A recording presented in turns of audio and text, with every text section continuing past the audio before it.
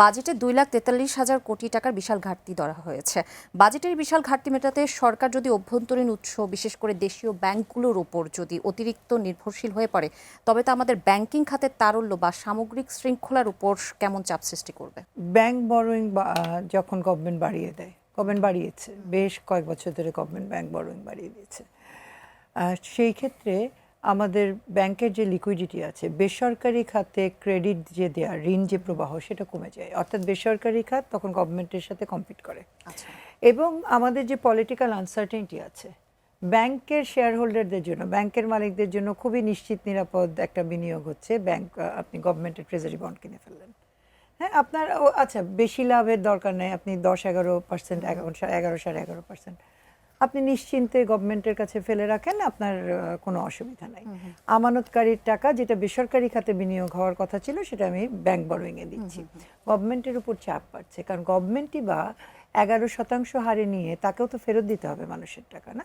আমি যেখানে বৈদেশিক অর্থায়নের টাকা ধরেন 6, এমনকি অ্যাজ লো অ্যাজ 1%ও পাই এবং লম্বা সময়ের জন্য পাই, সেখানে আপনি বন্ডে রাখি 3 মাসের জন্য, 6 মাসের জন্য, বেশি হলে 5 বছরের জন্য।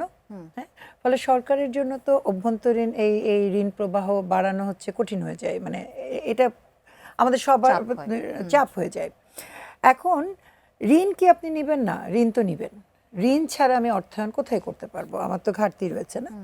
কিন্তু ঋণ যদি আপনি ফলকি ডিজাইনের প্রকল্পের জন্য নেন, ঋণ যদি আপনি অনুৎপাদনশীলভাবে খরচ করেন, তাহলে আপনার আরও বোঝা বাড়তে থাকবে। অর্থাৎ আমার এই বাজেটের সবচেয়ে শঙ্কার দিক হলো, আমার যে স্বপ্নটা প্রথিতর হয়েছে এই বাজেটের মধ্যে, যে বিশাল ঘাটতি নিয়ে, সেই ঘাটতি মোকাবেলার জন্য আমাকে যদি বরোয়িংয়ে যেতে হয়, সেই চাপটা আমার অর্থনীতি, আমার দেশটা তো একদিনের না বা এক বাজেটের না, আমাকে তো টিকে থাকতে হবে। সেই জায়গায় আমার একটা গভীর শঙ্কার জায়গা আছে। এবং এই বরোয়িংয়ে যেটা হয়, আমি উদাহরণ দিচ্ছি, ধরেন আপনি কর্ণফুলী টানেল করেছেন, কর্ণফুলী টানেলের ওপারে কি হওয়ার কথা ছিল? আমার চাইনিজ ইপিজেড হওয়ার কথা ছিল।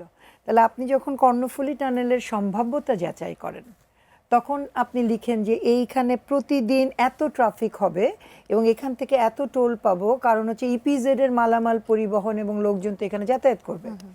এখন আপনি টানেল বানিয়েছেন, ইপিজেড হয়নি, তা আপনার এখানে কিভাবে খরচটা উঠবে? তার মানে সিকোয়েন্সিং। আমি যদি ধরেও নেই টানেল খুব ভালো জিনিস হয়েছে, কোনো দুর্নীতি হয় নাই, ধরে নিলাম, তারপরেও তো এই জিনিসটা খারাপ হয়েছে, খুবই খারাপ হয়েছে।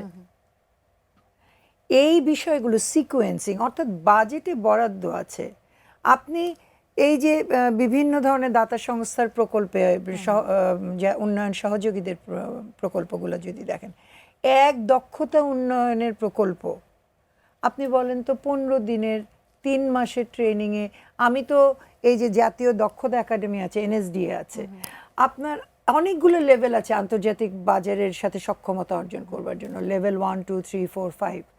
আমি কোন লেভেল পর্যন্ত 3 মাসে এদেরকে প্রশিক্ষণ দিব? এদেরকে আমি কোন বাজারের জন্য তৈরি করছি? আমি তো বড় বড় ঋণ নিয়ে বসে আছি।